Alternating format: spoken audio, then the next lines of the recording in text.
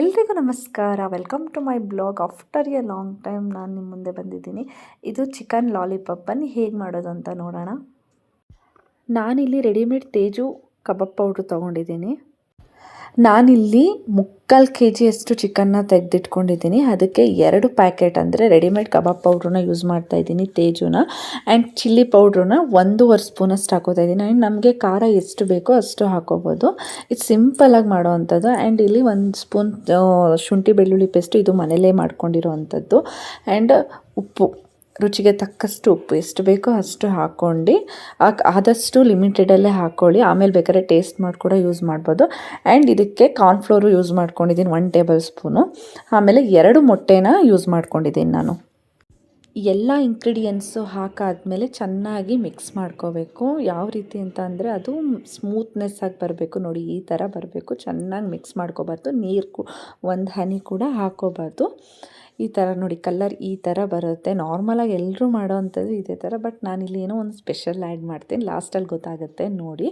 And ತೊಳೆದಿಟ್ಟಿರೋಂಥ ಚಿಕನ್ನ ಇದನ್ನು ನಾನು ಅರಿಶಿನ ಹಾಕಿ ತೊಳೆದಿಟ್ಕೊಂಡಿದ್ದೀನಿ, ಅದಕ್ಕೆ ಆ ಕಲರ್ ಇದೆ. ಕಲಸಿ ಇಟ್ಟಿರೋಂಥ ಮಸಾಲೆಗೆ ಒಂದೊಂದೇ ಡಿಪ್ ಮಾಡಿಬಿಟ್ಟು ನಾನು ಪ್ಲೇಟ್ಗೆ ಫಸ್ಟು ಅಂದರೆ ಪ್ಲೇಟಲ್ಲಿ ಇಟ್ಟು ಆಮೇಲೆ ಮತ್ತೆ ಮಿಕ್ಸ್ ಮಾಡ್ಕೊಳ್ತೀನಿ. ನೋಡಿ, ಈ ರೀತಿ ಒಂದೊಂದೇ ಒಳಗಡೆ ಮಸಾಲೆ ಎಲ್ಲ ಹೋಗಲಿ ಅಂದ್ಬಿಟ್ಟು ಒಂದೊಂದೇ ಸಪ್ರೇಟಾಗಿ ಡಿಪ್ ಮಾಡಿ ತೆಗೆದು ಮಸಾಲೆಗೆ ಇಡ್ತಾಯಿದ್ದೀನಿ. ಆ್ಯಂಡ್ ಇದನ್ನು ನೋಡಿ ಫೈನಲಾಗಿ ಈ ಥರ ಬಂತು.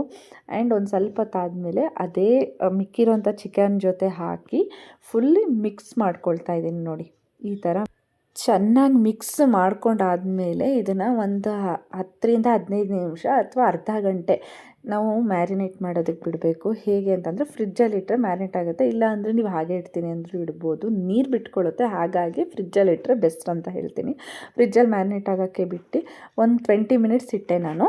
ಆಮೇಲೆ ಅದು ತೆಗೆದು ಫ್ರಿಜ್ಜಲ್ಲಿ ಇಟ್ಟಿರೋಂಥ ಚಿಕನ್ನ ತೆಗೆದು ನೋಡಿ, ಅದಕ್ಕೆ ಏನು ಇಂಗ್ರೀಡಿಯೆಂಟ್ಸ್ ಆ್ಯಡ್ ಮಾಡ್ತೀನಿ ಅಂದರೆ ಕರಿಬೇವು ಮತ್ತು ಹಸಿಮೆಣಸಿನ್ಕಾಯಿ, ಈ 2 ಇಂಗ್ರೀಡಿಯೆಂಟ್ಸ್ ಮತ್ತೆ ಆ್ಯಡ್ ಮಾಡ್ಕೊಂಡು ಕೊತ್ತಂಬರಿ ಸೊಪ್ಪು ಸ್ವಲ್ಪ ನೋಡೋಣ ಡಿಫ್ರೆಂಟಾಗಿ ಮಾಡೋಣ ಅಂತ ಮಾಡ್ತಾರದು. ಒಂಥರ ಲಾಸ್ಟಲ್ಲಿ ಎಣ್ಣೆಗೆ ಕರಿಯುವಂಥ ಕರಿಬೇವು ಹಸಿಮೆಣ್ಸಿನ್ಕಾಯಿ ತಿಂದರೆ ಟೇಸ್ಟ್ ಡಿಫ್ರೆಂಟಾಗೇ ಬರುತ್ತೆ.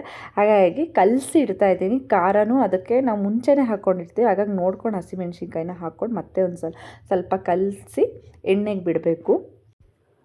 ಇಲ್ಲಿ ಒಂದು ಬಾಣಲಿಗೆ ಎಣ್ಣೆ ಹಾಕ್ಕೊಂಡು ನೋಡಿ ಯಾವ ಥರ ಮಸಾಲೆ ಹಿಡ್ದಿದೆ. ಅದಕ್ಕೆ ನಾನು ಈ ಥರ ಮ್ಯಾರಿನೇಟ್ ಮಾಡಿ ಅಂತ ಹೇಳೋದು.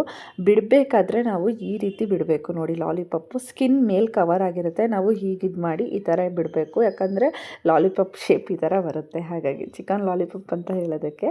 ಆ್ಯಂಡ್ ಎಣ್ಣೆಗೆ ಬಿಡುವಾಗಲೂ ನಾವು ಈ ಥರ ಬಿಡಬೇಕು. ನೋಡಿ, ನಾನು ತೋರಿಸ್ತಾ ಇದ್ದೀನಲ್ಲ, ಈ ಥರ ಬಿಟ್ಟರೆ ಸೊ ಅದು ಶೇಪ್ ಬರುತ್ತೆ. ಇಲ್ಲಾಂದರೆ ಸ್ಕಿನ್ ಕವರ್ ಆಗಿಬಿಡುತ್ತೆ, ಹಾಗಾಗಿ ಈ ಥರ ಬಿಡಿ. ಆ್ಯಂಡ್ ಟೇಸ್ಟ್ ಮಾತ್ರ ಸೂಪರಾಗಿ ಬಂದಿತ್ತು, ಹೋಟೆಲ್ ಸ್ಟೈಲೇ ಬಂದಿತ್ತು. ಇದಕ್ಕೊಂಚೂರು ಚಾಟ್ ಮಸಾಲೆ ಕೂಡ ನಾವು ಆ್ಯಡ್ ಮಾಡ್ಕೋಬೋದು. ನೋಡಿ, ಎಣ್ಣೆಲಿ ಈ ಥರ ನೀಟಾಗಿ ಕರಿಬೇಕು.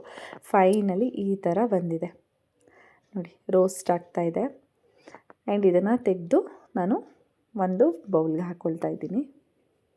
ನಿಮಗೆ ಬೇಕಂದರೆ ಮಸಾಲೆ ಇನ್ನೂ ಜಾಸ್ತಿ ಬೇಕು. ನಾನು ಮಗು ತಿನ್ನೋದ್ರಿಂದ ಮಸಾಲೆ ಎಲ್ಲ ಸ್ವಲ್ಪನೇ ಹಾಕಿದ್ದೀನಿ. ಇನ್ನೂ ಎಕ್ಸ್ಟ್ರಾ ಬೇಕಂದರೆ ನೀವು ಜಾಸ್ತಿ chilli powder and kebab powder ಇನ್ನೂ ಎಕ್ಸ್ಟ್ರಾ ಆ್ಯಡ್ ಮಾಡ್ಕೊಬೋದು. ನೋಡಿ, ಲಾಸ್ಟ್ ಫೈನಲ್ ಲುಕ್ ಈ ಥರ ಬಂತು. ಟೇಸ್ಟ್ ಮಾತ್ರ ಸೂಪರಾಗಿ ಬಂತು. ಈ ಕರಿಬೇವು ಹಸಿಮೆಣ್ಸಿನ್ಕಾಯಿ ಎಲ್ಲ ಲಾಸ್ಟಲ್ಲಿ ಎಣ್ಣೆಲಿ ರೋಸ್ಟ್ ಆಗಿರೋದನ್ನ ತಿನ್ನೋದಕ್ಕೆ ತುಂಬ ಚೆನ್ನಾಗಿರುತ್ತೆ. ಒಂದು ಸಲ ಟ್ರೈ ಮಾಡಿ.